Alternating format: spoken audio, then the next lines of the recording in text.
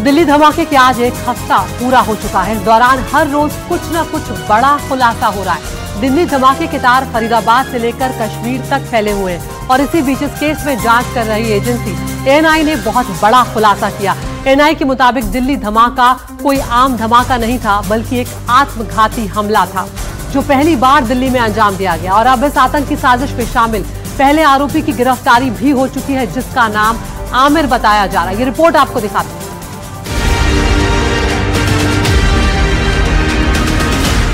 दिल्ली धमाका आत्मघाती हमला। डॉक्टर उमर था फिदायीन, आमिर था मास्टरमाइंड। एनआईए का एक्शन तेज, एक आरोपी अरेस्ट। हर गुजरते दिन के साथ दिल्ली धमाके की साजिश के परत खुलते जा रहे हैं।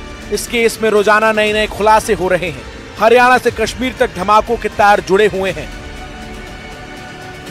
सुरक्षा बल एक्शन में है और अब गिरफ्तारियां भी शुरू हो चुकी हैं। दिल्ली धमाके के केस में एनआईए की टीम ने एक बहुत बड़ा खुलासा किया है। एनआईए के मुताबिक दिल्ली धमाका आत्मघाती हमला था और जिस कार से यह धमाका किया गया उस कार को आत्मघाती हमले के लिए ही तैयार किया गया था।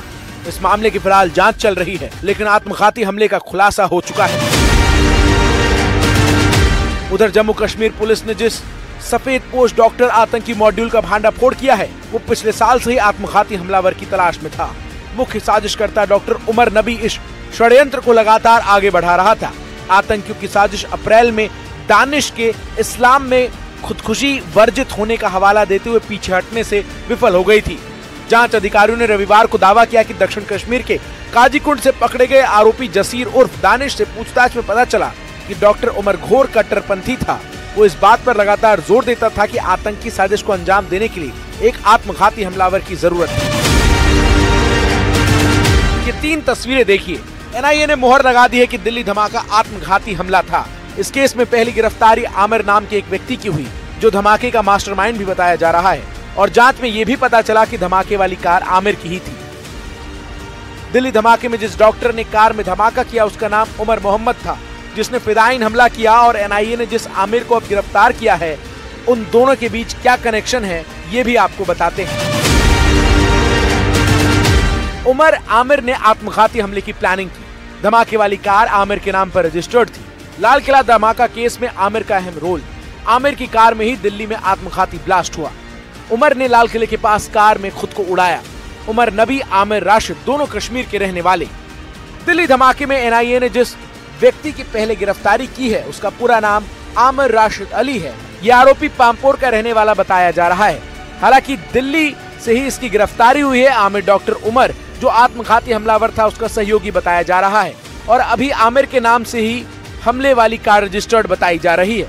इस धमाके को लेकर अधिकारियों का कहना है कि ये 2 दशक पुरानी रणनीति से अलग है, जिसमें आतंकी संगठनों से जुड़े लोगों को प्राथमिकता दी जाती है। सफेद पोश आतंकी मॉड्यूल की जांच कर रहे अधिकारियों का कहना है कि अब तक गिरफ्तार या हिरासत में लिए गए आरोपियों से पूछताछ में इस पैटर्न का पता चला है। Bureau report, NDTV India. तो पिछले 7 दिनों में कई नए खुलासे हुए और अब ये शक जताया जा रहा है कि कहीं मदर ऑफ शैतान का इस्तेमाल तो दिल्ली के इस धमाके में नहीं हुआ। फिलहाल फॉरेंसिक टीमें ये पुष्टि करने में जुटी है कि धमाके के पीछे किस तरह के विस्फोटक का इस्तेमाल किया गया।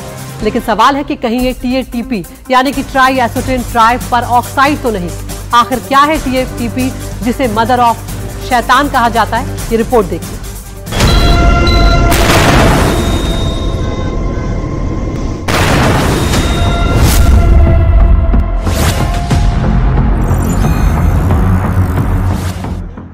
नवंबर को दिल्ली में लाल किले के पास हुए धमाके में जिस विस्फोटक का इस्तेमाल हुआ वो बेहद खतरनाक था।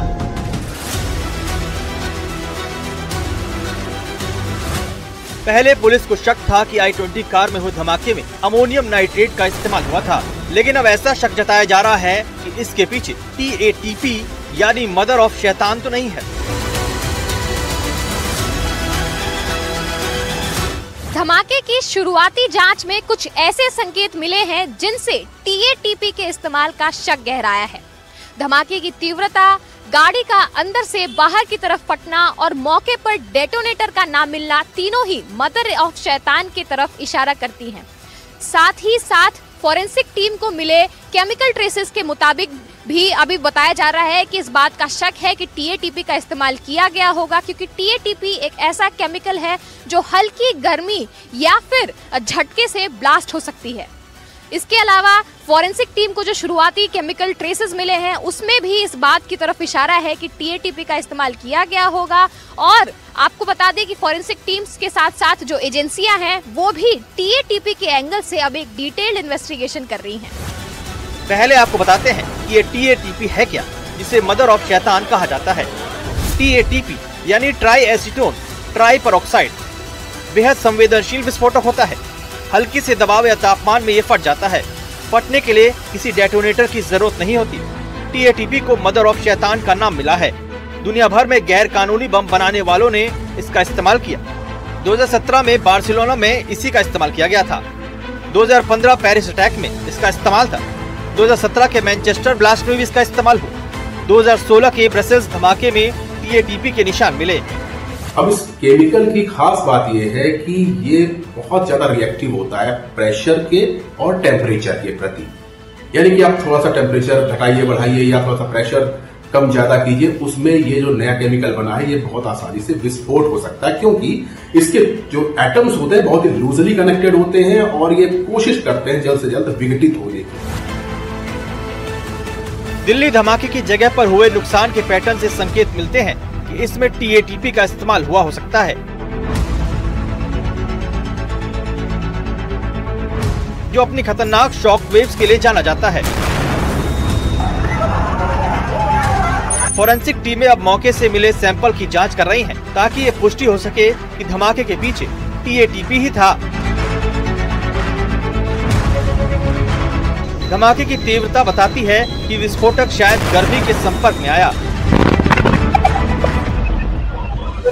ये भी जांच की जा रही है कि क्या ये धमाका गलती से हुआ या इसे किसी बड़े आतंकी ऑपरेशन के लिए ले जाया जा रहा था। जांच एजेंसियां ये पता लगाने में जुटी हैं कि अगर इस धमाके में टीएटीपी का इस्तेमाल हुआ तो उमर ने टीएटीपी बनाने के लिए जरूरी केमिकल्स कैसे जुटाए, क्योंकि इसके लिए कई तरह की सामग्री चाहिए होती है। क्या उसे किसी बड़े नेटवर्क का समर्थन मिला या बाकी लोग भी विस्फोटक तैयार करने में शामिल थे। पुलिस और केंद्रीय एजेंसियां उमर की डिजिटल ट्रेल, मूवमेंट लॉग और कम्युनिकेशन हिस्ट्री खंगाल रही हैं, ताकि धमाके से पहले की उसकी गतिविधियों का पूरा नक्शा तैयार किया जा सके। अगर टीएटीपी की मौजूदगी की पुष्टि होती है तो ये भी जांचना होगा कि यह कंपाउंड कई घंटों तक कार में स्थिर कैसे रहा और फिर अचानक कैसे फट गया। दिल्ली से मुकेश सिंह सेंगर की रिपोर्ट, एनडीटीवी इंडिया।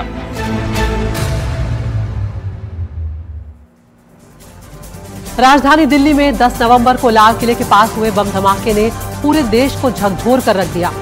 कई लोगों की मौत हुई, उनके परिवार ही नहीं बल्कि देश भर के लोग इस धमाके से सदमे में हैं और अब इससे जुड़े टेरर मॉड्यूल को लेकर जांच लगातार की जा रही है। केंद्रीय जांच एजेंसियां ये पता लगाने की कोशिश कर रही है कि क्या इस टेरर मॉड्यूल को फंड करने के लिए हवाला या अवैध मनी चैनल का इस्तेमाल तो नहीं हुआ। ये रिपोर्ट देखिए।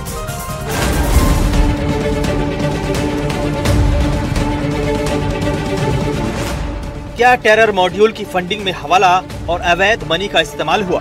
केंद्रीय जांच एजेंसियां हर पहलू से इस जांच में जुटी हुई हैं, क्योंकि जांच में अब तक सामने आया है कि मुख्य आरोपी उमर को लगभग 20 लाख रुपए अवैध वित्तीय चैनलों के जरिए मिले थे। कुछ हवाला डीलर्स को हिरासत में लेकर पूछताछ की जा रही है। आरोपी डॉक्टरों ने नूह में बाजार से बड़ी मात्रा में फर्टिलाइजर कैश में खरीदे थे। आखिर उमर मोहम्मद को फंडिंग किसने की? क्या ये पैसा विदेश से आया या फिर यहाँ पर उसको किसी ने फंडिंग की? क्योंकि पूरा पैसा कैश में दिया गया और मेवात से फर्टिलाइजर खरीदा गया। तो इसको लेकर लगातार जम्मू कश्मीर पुलिस और एनआईए जांच कर रही है और फंडिंग के सोर्स का पता लगा रही है। जांच में ये भी सामने आया है कि लाल किले के पास हुए ब्लास्ट में इस्तेमाल हुई i20 कार को 2 लाख रुपए में खरीदा गया था। ये कार फरीदाबाद के एक कार डीलर से खरीदी गई थी और कार खरीदने के लिए जम्मू कश्मीर की ड्राइविंग लाइसेंस को डॉक्यूमेंट के तौर पर दिया गया था। इस कार को खरीदने की पेमेंट भी कैश में की गई थी। ब्लास्ट का लिंक फरीदाबाद की अल फलाह यूनिवर्सिटी से जुड़ा है। यहाँ के कई डॉक्टर आतंकी गतिविधियों में लिप्त पाए गए हैं। जिसके बाद जांच एजेंसियों ने उन पर भी शिकंजा कसा है। देश भर में 20 डॉक्टरों पर अब तक शिकंजा कसा जा चुका है। जैश ए मोहम्मद के इस नेटवर्क के तार भारत से लेकर पाकिस्तान, दुबई, टर्की और दुनिया के कई देशों में जुड़ रहे हैं। अब जम्मू कश्मीर पुलिस और एनआईए आतंक के इस पूरे नेटवर्क को डीकोड करने में लगी है। आखिर इसके पीछे कौन लोग हैं और ये पूरी कॉन्स्पिरेसी कैसे हुई, इसको लेकर लगातार जांच कर रही है। जम्मू कश्मीर पुलिस और एनआईए तमाम आरोपियों से लगातार पूछताछ कर रही है। अब जांच एजेंसियां टेरर मॉड्यूल के फंडिंग में हवाला और अवैध मनी चैनल के उपयोग की जांच कर रही है। ऐसा शक है कि इसकी फंडिंग के तार कई कड़ियों के जरिए आपस में जुटे हुए हैं। दिल्ली से मुकेश सिंह सेंगर की report, NDTV India. Jammu Kashmir के नौगाम में हुए धमाके ने पूरे इलाके को दहला दिया। इस धमाके में 9 लोगों की मौत हो गई है और 32 लोग घायल हैं। ये धमाका उस वक्त हुआ है जब पुलिस और फॉरेंसिक टीमें हाल ही में हरियाणा के फरीदाबाद से बरामद किए गए व्हाइट कॉलर टेरर मॉड्यूल मामले से जुड़े जो विस्फोटक थे उनके सैंपल निकालने की प्रक्रिया कर रही है।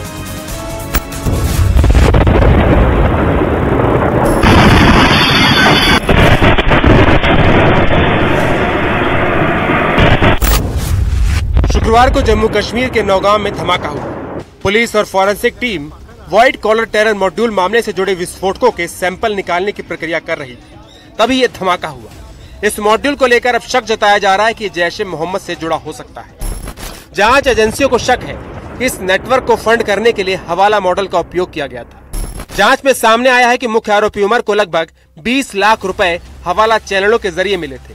कुछ हवाला डीलर्स को हिरासत में लेकर पूछताछ की जा रही है। इसके अलावा आरोपी डॉक्टरों ने नूह बाजार से बड़ी मात्रा में फर्टिलाइजर कैश में खरीदे थे। इस बीच नौगाम थाने में ब्लास्ट में मारे गए इंस्पेक्टर असरार अहमद शाह के यहाँ कुपवाड़ा में जम्मू कश्मीर के डीजीपी नलिन प्रभात पहुंचे। आप देख सकते हैं कि सामने नलिन प्रभात डीजीपी जम्मू एंड कश्मीर यहाँ पर पहुंचे हैं और जो असरार अहमद शाह जो एक इंस्पेक्टर थे और ब्लास्ट में मारे गए हैं, उनके परिवार के लोगों से यहाँ पर मिलने आए हैं। ये जो ब्लास्ट है ये शुक्रवार को रात में करीब 11:20 पर हुआ नौगाम थाने के अंदर, जब फॉरेंसिक टीम अंदर से अमोनियम नाइट्रेट के सैंपल लेने गई थी और उसी दौरान उस प्रोसेस में ये ब्लास्ट हुआ जिसमें 9 लोग मारे गए, जिसमें कुछ पुलिसकर्मी भी शामिल थे और 30 लोग इस ब्लास्ट में घायल हो गए। इंस्पेक्टर असरार अहमद शाह 38 साल के थे और जम्मू कश्मीर पुलिस के स्टेट इन्वेस्टिगेटिव एजेंसी में तैनात थे और उनके भाई उबेर ने एनडीटीवी से बात करते हुए बताया कि उन्हें हर कोई पसंद करता था। वो जब भी घर आते थे बच्चों के साथ खेलते थे। उनकी सोशल लाइफ भी बहुत अच्छी थी। मतलब यहाँ पे छोटे बच्चों के साथ मतलब छोटापन दिखाते थे, बड़ों के साथ वैसे ही पेश आते थे। मतलब he was a kind of a person, बहुत मुश्किल है ढूंढना। तो मतलब यहाँ पे अगर छोटे से छोटे बच्चे को भी आप पूछेंगे, they would also tell the same. Jammu Kashmir के डीजीपी नलिन प्रभात से जब टेरर नेटवर्क पर पूछा गया तो उन्होंने कहा कि ये जगह ये बातें करने की नहीं है। सर आप मौका तो देखिए, आप कहाँ बात कर रहे हैं? सर मैं किसी उनके घर पे ताज़ियत करने आया हूँ, ठीक है ना जी।